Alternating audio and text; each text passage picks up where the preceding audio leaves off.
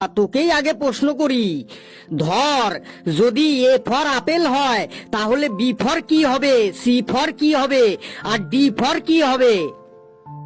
Sir, A for যদি apple হয় তাহলে বি ফর বাপেল হবে, সি ফর কাপেল হবে, আর ডি ফর ডাপেল হবে।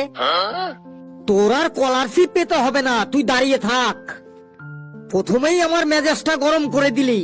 এই কালু, তুই দাঁড়াতো।